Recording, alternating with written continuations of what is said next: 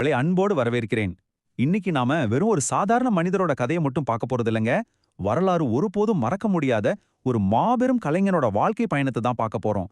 அதீத வறுமையில பிறந்து தன்னோட சின்ன சின்ன அசைவுகளாலையும் சிரிப்பாலையும் உலகத்தையே தன் வசப்படுத்தின நம்ம சார்லி சாப்ளினோட ரொம்பவே ஆச்சரியமான வாழ்க்கையை தான் நாம இன்னைக்கு ஆழமா அலச போறோம். தயாரா இருக்கீங்களா? வாங்க உள்ள போகலாம். பசியால வாடின ஒரு ஆதரவற்ற தெருவோரச் சிறுவன் எப்படி உலகின் மிக உயர்ந்த ரொம்பவே பிரபலமான ஒரு மனிதரா மாறினாருன்னு எப்போவாது யோசிச்சு பார்த்திருக்கீங்களா?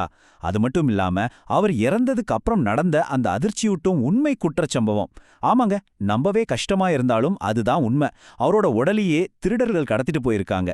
இப்படி பல முரண்பாடுகளும் மர்மங்களும் நிறைந்த அவரோட வாழ்க்கை பயணத்தை தான் நாம இப்போ படிப்படியா புரிஞ்சுக்க போறோம். பாகம் 1. வறுமையும் ஆரம்பகால வாழ்க்கையும். சாப்ளினோட பயணம் லண்டன்ல ரொம்பவே இருண்ட ஒரு பின்னணியில தான் தொடங்குது. 1889ஆம் ஆண்டு லண்டன்ல கொடிய வறுமையில அவர் பிறந்தார். குடிப்பழக்கத்துக்கு அடிமையான அவரோட அப்பா சிறு வயதிலேயே இவங்களை கைவிட்டுட்டு போயிட்டாரு. ரொம்பவே மனசு உருக்குற ஒரு சம்பவம் அவருக்கு சரியா 5 வயசு இருக்கும்போது நடந்துச்சு. மேடையில பாடிட்டு இருந்த அவரோட அம்மாவுக்கு திடீர்னு குரல் வராம போகவே பார்வையாளர்கள்லாம் ரொம்ப கோவப்பட ஆரம்பிச்சிட்டாங்க. அந்த சின்ன வயசுல சார்லி தைரியமா மேடை ஏறி பாடி ஆடி மக்களை சிரிக்க வச்சாரு. அதுதான் அவரோட முதல் அரங்கேற்றம். ஆனா பாருங்க, வறுமை அவங்களை அவ்வளோ சீக்கிரம் விட்டுடல. அவரோட 7வது வயசுல ரொம்ப கடுமையான வேலைகளை வாங்குற கொடூரமான காப்பகங்களுக்கு அவர் அனுப்பப்பட்டார். இதோட பின்னாடியில ரொம்பவே சோகமான ஒரு உண்மை இருக்குங்க. தொடர்ச்சியான இந்த கடுமையான போராட்டங்களால சார்லியோட அம்மா மனநலத்தை இழந்து காப்பகத்துல சேர்க்கப்பட்டாங்க. இதனால சார்லியும் அவரோட அண்ணன் சிட்னியும் லண்டன் தெருக்கள்ல குப்பை தொட்டிகள்ல உணவு தேடுற நிலைக்கு தள்ளப்பட்டாங்க. இப்படி ஒரு கொடூரமான வலியையும் பட்டினியும் அனுபவிச்சாலும் அந்த சிறுவனுக்குள்ள மக்களை எப்படியாவது சிரிக்க வைக்கணும் அப்படிங்கிற ஒரு மாபெரும் கனவு மட்டும் சாகவே இல்ல. அதுதான் நாம இங்க கவனிக்க வேண்டிய மிக முக்கியமான விஷயம். பாகம் 2. ஹாலிவுட்டும் பிரம்மாண்ட வெற்றியும். இருட்டுல தவிச்சிட்டு இருந்த சார்லியோட வாழ்க்கையில கொஞ்சம் கொஞ்சமா வெளிச்சம் பிறக்க தொடங்கின நேரம் இது. தன்னோட 16வது வயசுல நாடகங்கள்ல நடிக்க தொடங்கின அவர் 1910ல அமெரிக்கா போற வாய்ப்பை பெற்றார். அதுக்கப்புறம் 1913ல கீஸ்டோன் ஸ்டூடியோஸ்ல சார்லி சாப்ளின் உருவாக்கின அந்த உலக புகழ்பெற்ற கதாபாத்திரம் தான் தி ட்ராம்ப். உடம்புக்கு பொருந்தாத ரொம்ப பெரிய பேண்ட், இறுக்கமான கோட், ஒரு குட்டி தொப்பி, சின்ன மீச, கூடவே அந்த வேடிக்கையான நட. ஒரு வார்த்தை கூட பேசாம வெறும் உடல் அசைவுகளால மட்டுமே ஒட்டுமொத்த உலகத்தையும் தம்பக்கம் ஈர்த்தாரு. மொழிங்கிற தடையை தாண்டி அவரோட மௌனமான நகைச்சுவை உலகத்தையே சிரிக்க வச்சுது. இந்த நிதிநிலை ஒப்பீடு என்ன நிஜமாவே ரொம்ப ஆச்சரியப்படுத்துச்சுங்க. அந்த காலகட்டத்துல ஹாலிவுட்ல ஒரு சராசரி நடிகரோட சம்பளம் வாரத்துக்கு வெறும் $10 மட்டும்தான். ஆனா சார்லி சாப்ளின் ஒரு திரைப்படத்துக்கு வாங்கின சம்பளம் 1 மில்லியன், அதாவது $10 லட்சம்.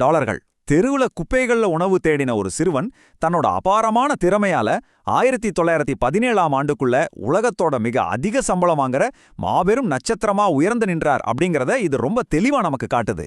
பாகம் 3. சொந்த ஸ்டுடியோ மற்றும் மௌன படங்கள். 1918ல திரைத்துறையோட கட்டுப்பாடுகள் எல்லாத்தையும் உடைச்சு சாப்ளின் ஸ்டுடியோஸ் அப்படிங்கிற தன்னோட சொந்த ஸ்டுடியோவை அவர் உருவாக்கினார். அவர் உருவாக்கின காவியங்கள்லாம் காலத்தால் அழியாதவைங்க. 1921ல வெளியான இந்த கிட் திரைப்படம் அவரோட சொந்த அனாதை வாழ்க்கை வழிகள்ல இருந்து உருவானது. இது மக்களை சிரிக்கவும் வச்சது, அதே சமயம் கண்கலங்கவும் வச்சது.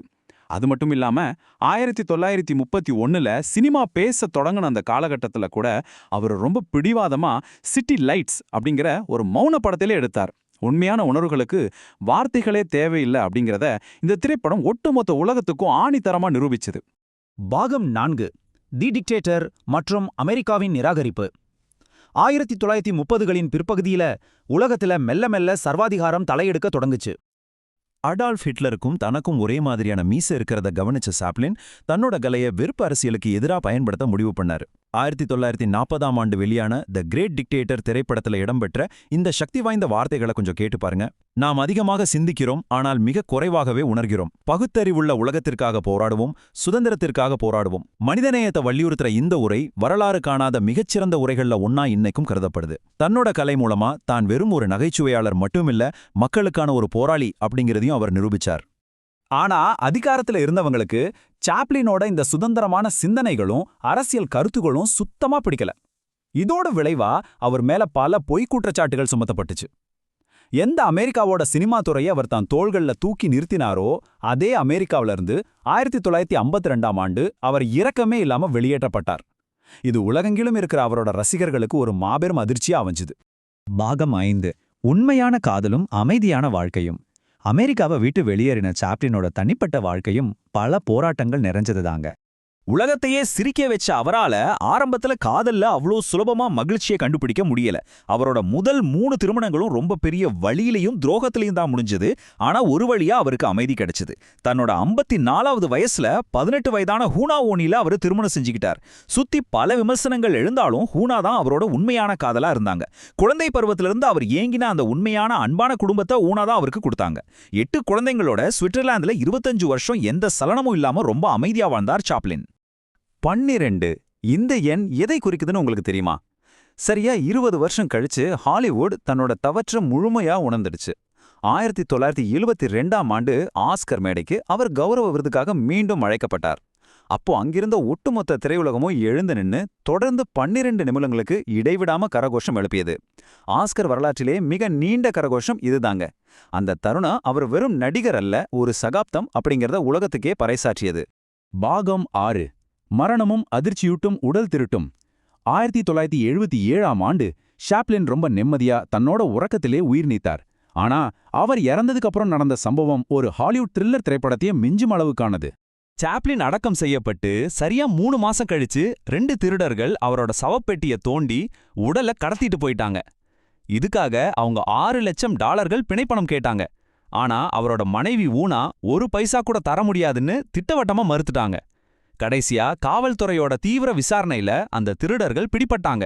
மறுபடியும் யாராலையும் திருட முடியாதபடி சாப்ளினோட உடல் தடிமனால சிமெண்ட் கலவையால பாதுகாப்பா மூடி புதைக்கப்பட்டுச்சு.